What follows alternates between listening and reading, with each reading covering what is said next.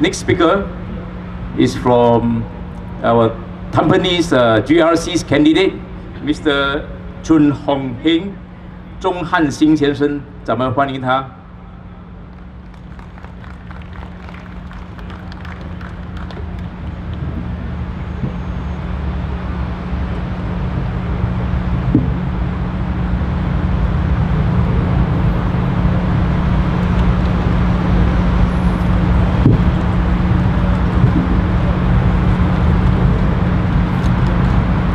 Hi, good evening.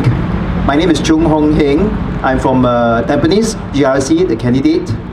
And I'm very happy to be here to try to pass a certain message across to you guys. Okay. Yesterday, the last speech was about the CPF, about the handshake of a CPF. Basically, it's a promise. Because when we give a handshake to somebody, we promise that we will pay you back just like a fixed deposit. If it's a 12 months fixed deposit, we make sure that it's 12 months. And there's no such thing as a delay. If there's any bank that tells you there's a delay, then in the future, will you still want to put money in that bank? No, obviously not. Just like CPF, just like what my President Sebastian Teo just mentioned. If the government can have a casino act that control Singaporeans from going to casino, why can't the Singapore government do likewise? He spoke in Mandarin. So, likewise, we can also return you back the CPF money and give you the option to opt in. Isn't it fair for you?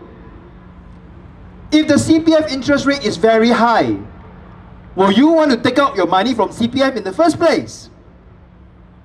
Obviously not. It's so obvious. If my CPF interest rate is more than the bank, I would rather put it into the CPF, and we'll tell the government, don't worry, you can keep. You give me back, I also don't want. Am I right? Yeah. Another reason is a very, very important reason. Why do we really need all our CPF money back? That is because we have planned for our retirement. We know that we're going to retire at age 55. And then what happened? Two important things happened. Inflation rate. All our cost of living has gone up. Where do we get the money? We either need to look for 2 jobs or maybe 3 jobs. Second important reason is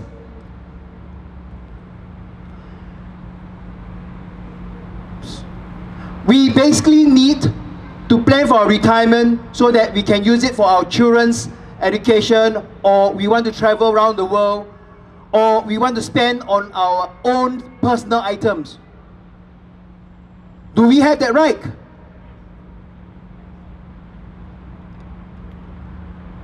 So if the government is so good, why is it that the calculation is so screwed up?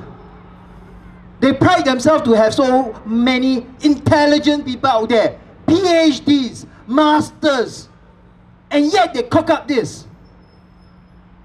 50 years later. So now with this MediShield Life, can we entrust our CPF money to MediShield Life? We yet to know, maybe 50 years later only.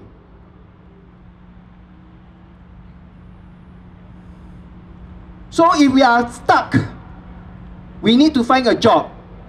The most important thing is our job. To be really very honest to ourselves. If we have job, we have enough income for ourselves. Even if the government don't want to give back our CPF money, can we say, "Aiya, government, you so hard up for my money, you can keep it! Because I have enough money for myself. Why you government so rich, still so hard up for my money?"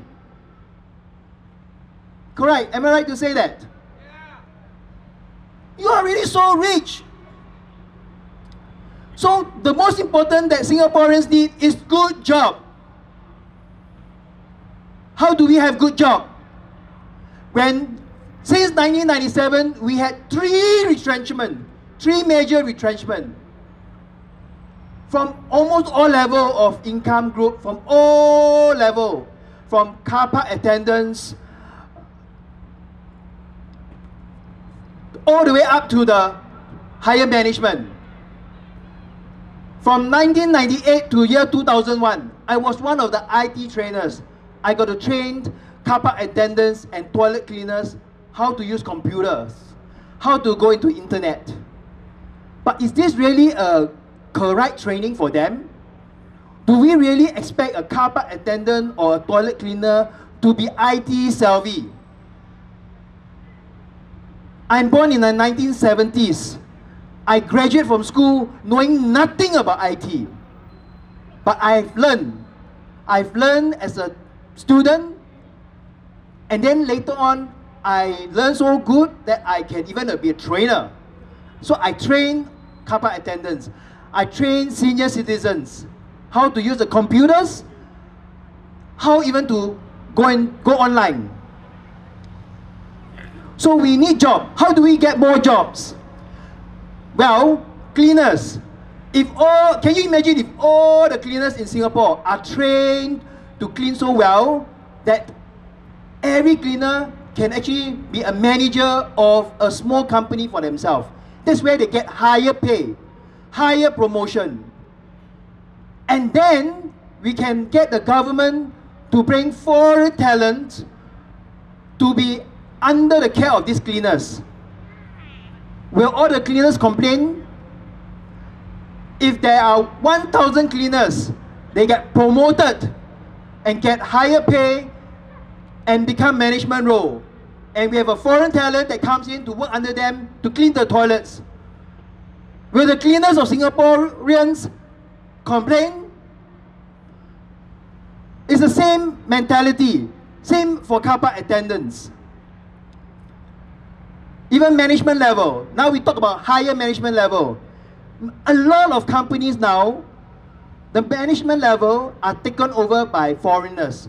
For example, if I have a manager that is from Japan, will he wants to bring in all the other managers or assistant managers from Japan? That is really what's happening. It's really what's happening. I'm not going to say any lie. If a German comes to Singapore and he's the director of a company, he will slowly retrench, give an excuse, economic downturn, I retrench all the managers. Then after that, when the economy goes up, he will not employ Singaporeans. He will employ his people from Germany or Spain or Russia. And that's where the top management lose their job. So for the top management level can lose their job like this, then the top management Singaporean go where to look for job? Is it that exchange program? Is it the exchange program where the top management of Singapore will have to go to Malaysia to be an expat? Or to go to China to be an expat? And you earn renminbi and ringgit? We are Singaporeans. We are born in Singapore. We study in Singapore. We live each other in Singapore. We work in Singapore. Of course we want to retire in Singapore. So how to solve this solution? Honestly, it's actually a very simple solution. Like I mentioned about the cleaners. If I can make 1,000 cleaners get promoted and get higher pay and get foreign talents to come to Singapore to work for this management cleaner, why can't this thing be happen to top management too? But you know why? Because the government sector and the top guns, they're only interested in look after themselves. They do not want to bring this top management with them. They just say retrench and please look after yourself. This is really not fair. And this is not being inclusive. So far, the government has been very exclusive. They want to have exclusive rights to everything, to their business and to all their related businesses. They only look after their businesses. I'm sure you know there are many businesses in Singapore are related to government, but they camouflage themselves as private limited company. And they make directors of company also lose their jobs. Can you imagine even directors of company or self-employed of the company also lose their jobs? Not from foreign talent, as mentioned before, but by our own government.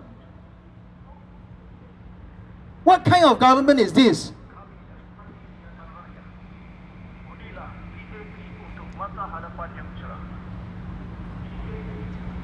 When a person lost a job, whether is he a Singaporean cleaner or a Singaporean top management or a Singaporean director, he wants to go one step higher.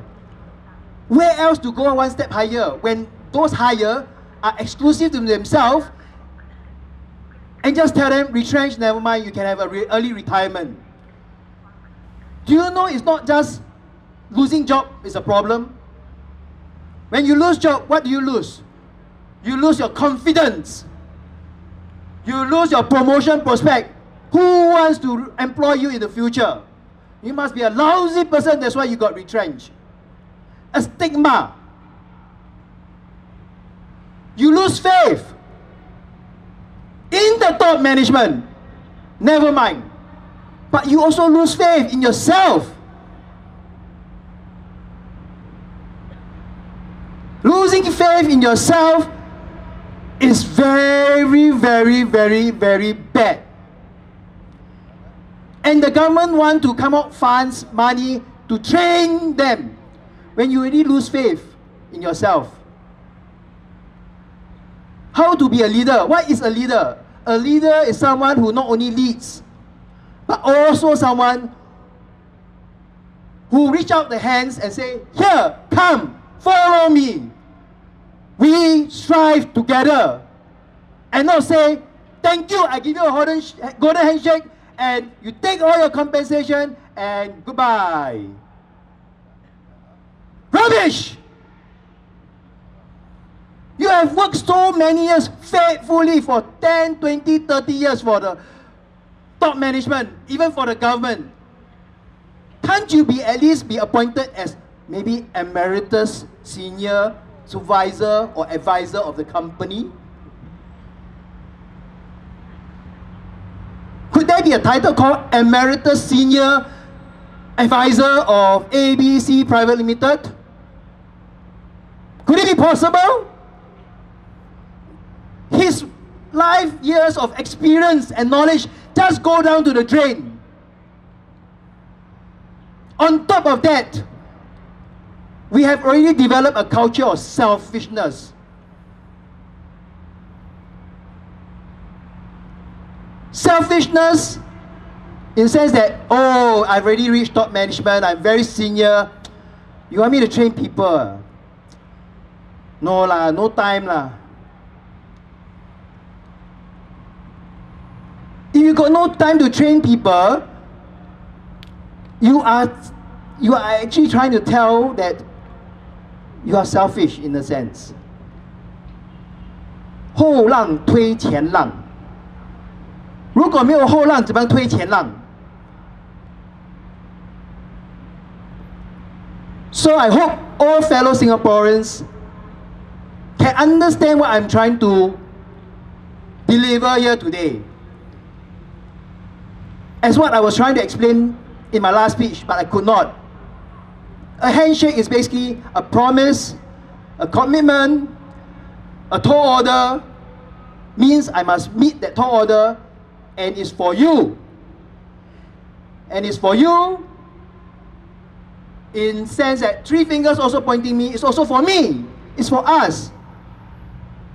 And if the result is good, thumbs up, man. If the result is lousy, what happened? Boo! Boo to PAP! Thank you, fellow Singaporeans.